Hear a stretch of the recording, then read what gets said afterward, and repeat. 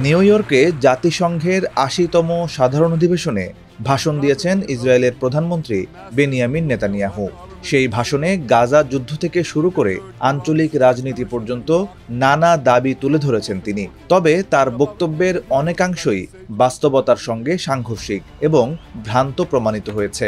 তার প্রতিটি দাবির সত্যতা যাচাই করেছে দ্য বিজনেস স্ট্যান্ডার্ড।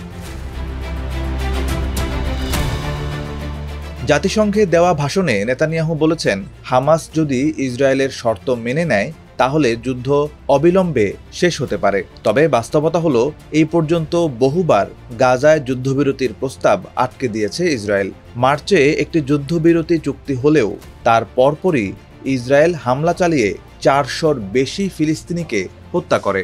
সেই সঙ্গে গাজায় পূর্ণ অবরোধ আরোপ করা হয়, যা ভূখণ্ডটিতে দুর্ভিক্ষ তৈরি করে।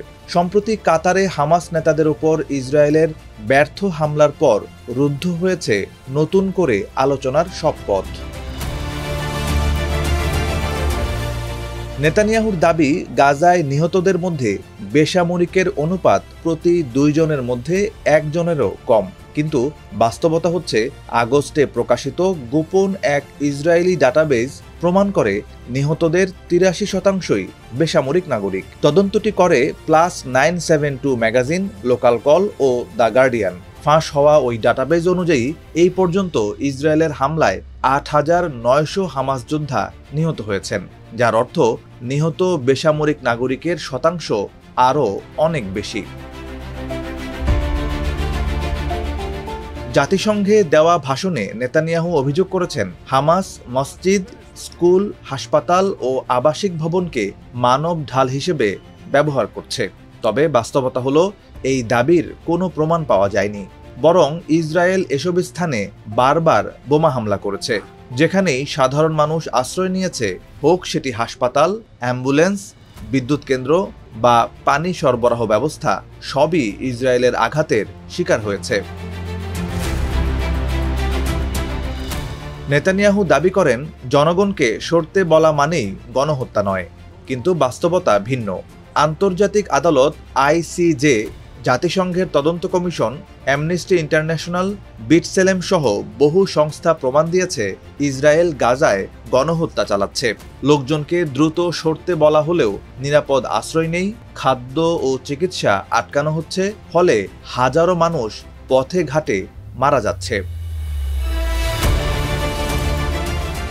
জাতিসংঘে দেওয়া ভাষণে নেতানিয়াহু অভিযোগ করেন, গাজায় সাহায্য প্রবেশ করতে দিলেও তা হামাস লুট করে নিয়ে যাচ্ছে। তবে ইসরায়েলের নিজস্ব সেনাবাহিনী ও মার্কিন সংস্থা ইউএসএইডের রিপোর্ট বলছে, হামাস সাহায্য লুট করছে না, বরং বারবার ইসরায়েল নিজেই সাহায্য আটকে দিয়েছে। মে মাস পর্যন্ত গাজায় পূর্ণ অবরোধ জারি ছিল।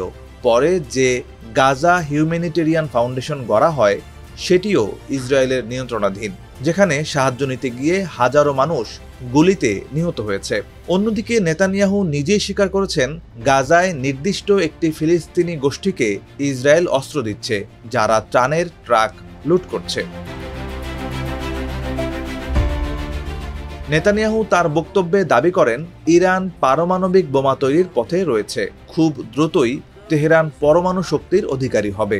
কিন্তু আন্তর্জাতিক আণবিক সংস্থা IAEA বলছে, ইরানের অস্ত্র তৈরির প্রমাণ নেই। ইরানের ইউরেনিয়াম সমৃদ্ধকরণ 60% পর্যন্ত হলেও তারা বলেছে, বোমা বানানোর কোনো পরিকল্পনা নেই তেহরানের।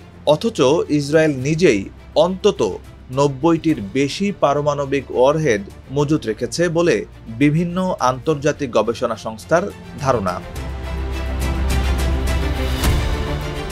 নেতানিয়াহু দাবি করেন, হিজবুল্লাহ, হামাস, হুতি বিদ্রোহী ও সিরিয়ার সামরিক বাহিনীর নেতৃত্ব ধ্বংস করে দিয়েছে ইসরায়েল। তবে বাস্তবতা হচ্ছে, ইসরায়েল হামাস ও হিজবুল্লাহর শীর্ষ কয়েকজন নেতাকে হত্যা করেছে ঠিকই, তবে সংগঠনগুলো এখনও সক্রিয়।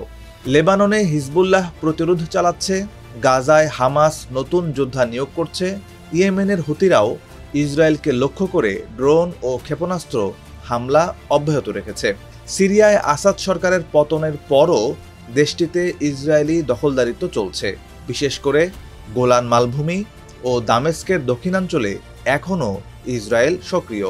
Again and again and again, no matter how diminished their forces. জাতিসংঘে দেওয়া ভাষণে নেতানিয়াহু গাজা যুদ্ধ ও আঞ্চলিক রাজনীতিকে কেন্দ্র করে যেসব দাবি করেছেন তার বেশিরভাগই বাস্তবতার সঙ্গে মেলে না। আন্তর্জাতিক সংস্থার তদন্ত, মাঠ পর্যায়ের প্রমাণ এবং ইসরায়েলের নিজস্ব তথ্য ভাণ্ডারই দেখাচ্ছে নেতানিয়াহুর বক্তব্যে গোপন করা হয়েছে মানবাধিকার লঙ্ঘন, অবরোধ আর গণহত্যার মতো সত্য।